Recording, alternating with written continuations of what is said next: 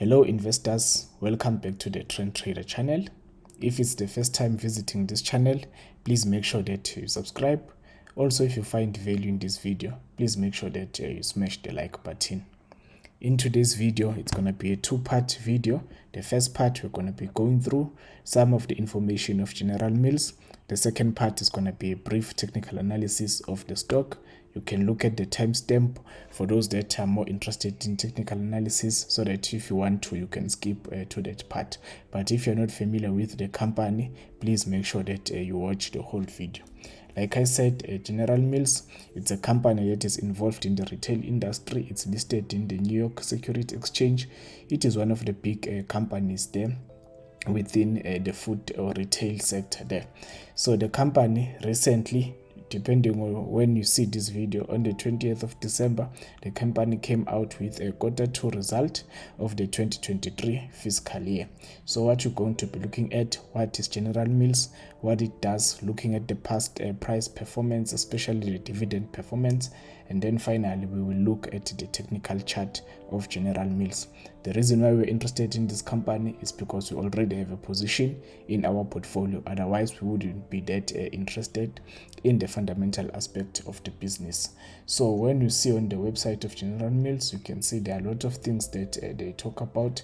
Then if you go to explore all the brands, then you can then see some of the brands that they have in their businesses. Like I said, depending on where you are, you may or may not be familiar with the names, but most people already know Cheerios. It's common, it's everywhere, and they've just got over 50 brands that they sell out. There's also this ice cream brand that I am familiar with, but it depends on which brand that you're interested in. So it is a big company that is in the retail industry.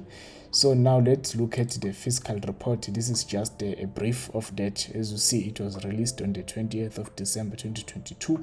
So the company reported a net sale increase of 4% in comparison to the previous year of 5.2 billion, right?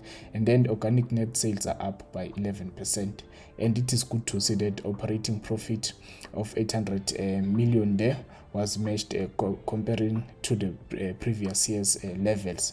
Remember that we're in a tough market conditions. Some people believe that we are in a recession, so it is good to see that the company is able to maintain its sales and operating profit.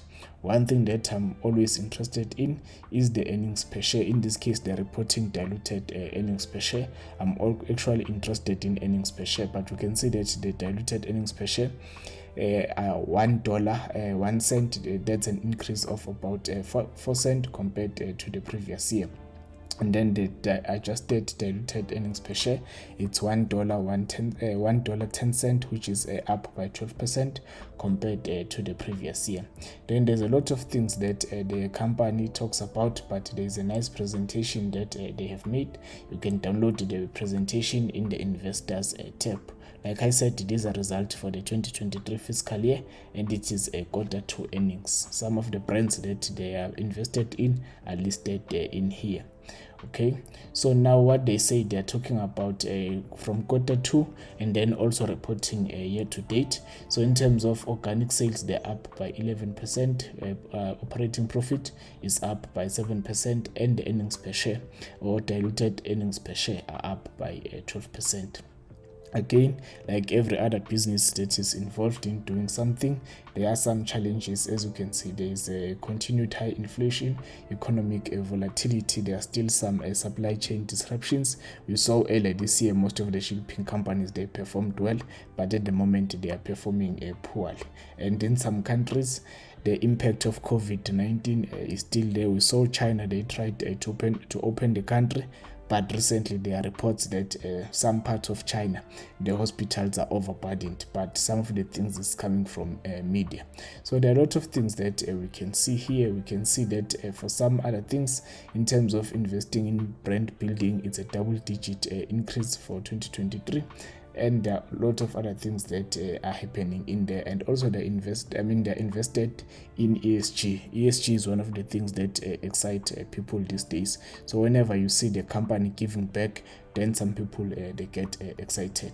All right.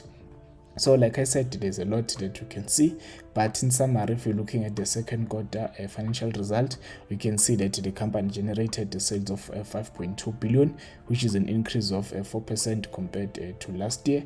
And in terms of the organic net sale, that is an increase of 11%.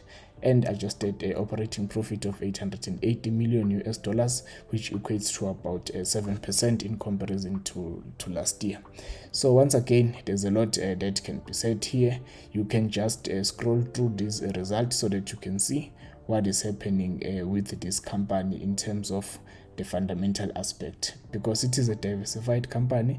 It is not a bad business to consider investing in. Like I said, I also want us to look at the dividend information of General Mills.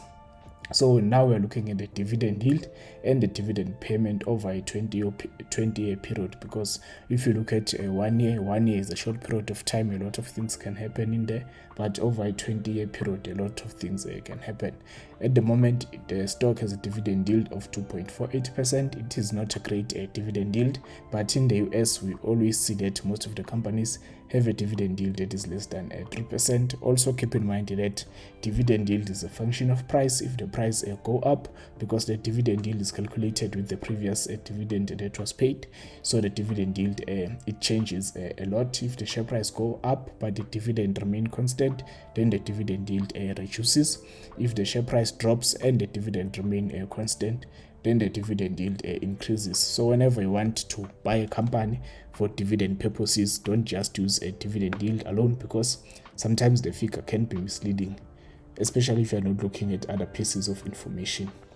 So like I said, the interesting part is that over a 20-year period, you can see that the company has been growing its dividend. So if you are an investor that is looking to receive or to create a dividend income portfolio, this is one of the stocks that you can consider adding into your portfolio. At the moment, the share price is trading at $87.12. You can see that pre-market, the stock is up 20 cents today, which is about 0.22%. But we will see once the market opens how the share price is going to react to the news, because they came out with the report pre-market.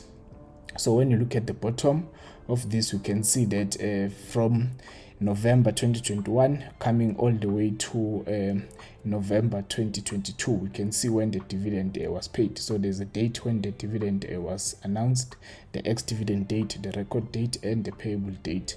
So going back to the payable date of Americans, they write a date the way that they want to write date, but I think this is February 2022.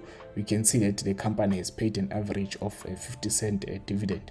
Then if you look at this, February and May, they paid a dividend of about 51 cent. Then August and November, then they paid a dividend of 54 cent, again showing that the company is increasing its dividend payment. Based on this, we do like this company, but this is coming from a fundamental analysis perspective. We need to come up with another justification for holding this position. But just to give you a last snapshot of this company, other than the price, we can see the price. We can see that it is in the consumer staples sector. The industry is food product. Then the company has a market cap of about 52 billion. It's 51.7 billion. Then the PE ratio, it's not something that I use, but for those people that are interested in the PE ratio, you can see that the stock has a PE ratio of 21 times. And then it trades about 5 million shares in volume. Over a 3 months period, the stock is up 16%. And over a 12 months period, the stock is up by 32%. So if you bought this stock over the past 12 months, then your investment would be up by at least 32%, which is good. And then finally, for those people that are technically analysis inclined, we can look at the chart of GIS and see why we bought this stock. As you can see, the stock is nice, it's clear on an uptrend. For those people that are not familiar with how we see an uptrend, we can see that the share price, it is actually going up. So this tells us that this stock is going up there. Then there are some times where the stock will create a bit of a resistance, break out of that resistance, and then come back to retest it sometimes breaking lower. We can see here there was resistance somewhere around $70.40. The stock broke above this level around April 22 before pulling back. And then we saw somewhere around June 22 the stock came back above this resistance level, and then again it broke above 74. It has been trading near 74 for quite some time, and then when the stock broke above $82, that is when we took our recent position. At that time, after buying at $82, our stop was just somewhere around $80. So our current position is up marginally because we bought somewhere around this time. So our position is up by 5.4%, which is not great, but at the moment it is tough to get positions that are profitable. So we appreciate whatever positive returns that we are getting. So pre-market, the stock is trading at $86.80. So we're going to see if the stock is going to be able to continue to push further up. But as you can see, in the previous about 6 weeks, the stock has been under accumulation, meaning that investors, hopefully institutional investors, have been buying this particular company. So if they've been buying, then we can expect the share price to continue to go up.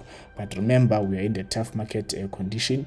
Anything is possible, so we are keeping an eye on our position, and then we will be adjusting our stop loss as the share price continue to move higher, if the share price continue to move higher.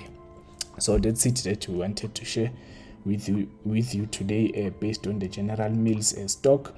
Remember, we said that it is a stock that is in the food industry, and it is it has different brands, so it's a well diversified company that is able to grow its dividend payment. So for dividend investors, it is a stock that you can consider adding into your portfolio. So that's it that we wanted to share with you today. We will see you in the next video.